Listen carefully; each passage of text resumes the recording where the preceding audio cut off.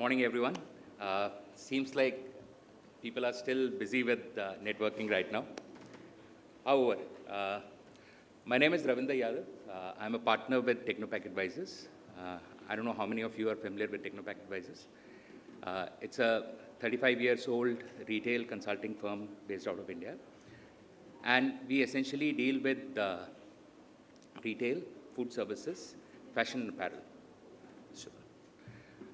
So it has been a few years, and I'm so excited that there is a session by chefs today, because previously I used to be with the hotels. I was a chef myself. So excited to look forward to the upcoming sessions. Going forward, let me start with a very macro overview of the food services industry today. The food services industry in India is around 61 billion USD, which is poised to double in the next 6 years. By 2030, we'll be doubling this number. Very interesting thing which has happened over the years, especially in the last 5 years.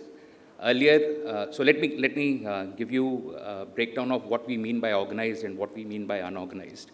So unorganized essentially is your street vendors, dhabas, and players like that. Organized is anyone who is licensed. So over the years, especially in the last 5 years, what has happened is the organized share has picked up considerably. And what the share was in 2019 is going to reverse by 2030. If you look at the numbers, the unorganized share from 62% will go down to 42%, and organized presently is nearly at par with the unorganized segment, which clearly indicates that formalization in the sector is happening. People are understanding the need of being formal, which is a good thing for the industry to grow, which will also help a lot of packaged food players and the organized food players to move into this direction. Yeah. Now, just a comparison between different food services industry globally. So we are nearly, China and US are nearly 12 times of what we are today. However, we are outpacing the food services industry in UK, which is a good sign. And if you look at the growth rates, India is prima facie growing at a higher pace as compared to other economies. But there's a way to go, especially if you look at China. If we are trying to mirror China, formalization of this sector and eating out has to increase to get at par with that number.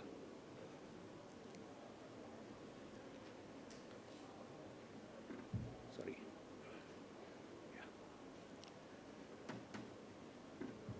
Yeah. The growth in food services, as we all know, if you would have been reading news, retail is going to tier 2 cities, tier 3 cities, villages, rural India. Same is the scenario with food services. The market is moving beyond metros and the top 30 cities. So if you look at the growth rate of how the food services industry has grown in cities beyond the top 30 cities, the growth rate has been substantial, which is around 25%. In the last 5 years, they have doubled. In fact, tripled. So from $1 billion US, they have moved into $3 billion US in the rest of India. So that opens up more market for the food services player to venture into. Having said that, there's a lot of growth story which is around this. There are a few things which are hampering the industry. So let me switch gears here and move to some short-term trends. So these are more of macro trends. The short-term trends are, there is a lot of pressure on the demand side and the costs with the existing organized food services players. If you would have been tracking the revenue of the listed players, which is any which way is listed here, barring a few, there has been an anemic growth which is there, and that puts a lot of pressure on the cost part or the bottom line of the business. So I'll let you absorb this slide a little bit because there's a lot of numbers. So the red ones indicate that the operating profit has been low.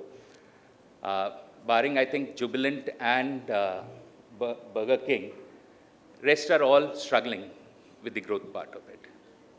So what this indicates? This indicates that the food players, the organized food players today, have to relook at their operating excellence and the processes and the way they look at data. So there have been players who have been very vigilant about this, looking at this, but still the gaps are there. So yeah. Now this pressure on same-store sales growth as well as on the bottom line is not only because of the demand. We have seen in the previous slides that demand is there. But what is happening along with the demand is, demand and formalization of the sector is, a lot of food players who had been regional in nature now are competing with the national players. So say, for example, there is a brand called Love Over Coffee, which is a Jaipur-based brand. In the last 2 years, I think they have doubled or tripled their number of outlets. They are directly competing with Starbucks or the other coffee players. And how they are competing with them is they are opening adjacent to these outlets. They have obviously price advantage, processes and things like that I would not be commenting right now. There is a NCR-based player called Om Sweets, which is directly competing with Haldiram, giving a tough fight to them. Interestingly, I don't know how many of you have heard of this ice cream name, Top in Town. Anyone? Yeah. So this is essentially a MP-based brand, started from Bhopal and has over 1,000 stores right now, which is directly competing with Baskin-Robbins. So the competition has become hyper-local, and the established players cannot actually look at the growing basket that whatever is growing will fall into their pockets. It will not, because there is competition which is coming up. And these players, because of formalization of segment, improving supplier base, improving logistics, are now directly head-on competing with them. Similarly, with the cuisines, what is happening is, today if I'm a player who is dealing with Indian cuisine, I cannot be going forward with the same outlook because people are becoming experimentative. If you look at a few cuisine shares which have grown substantially over the last 5 years, Pan-Asian, which essentially includes Japanese and Korean cuisine, have made inroads into the system and are there to stay.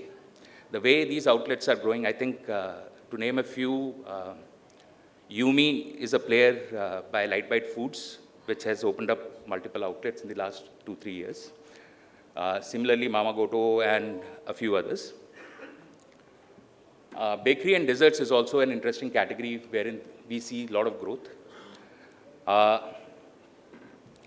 Regional Indian cuisine, which is very interesting, has come up, whether it be Ladakhi food, whether it be Naga food, whether it be Bihari food, whatever, is now becoming mainstay. So I think this is what I had to present. In case if there are any questions, I'll be happy to take those questions.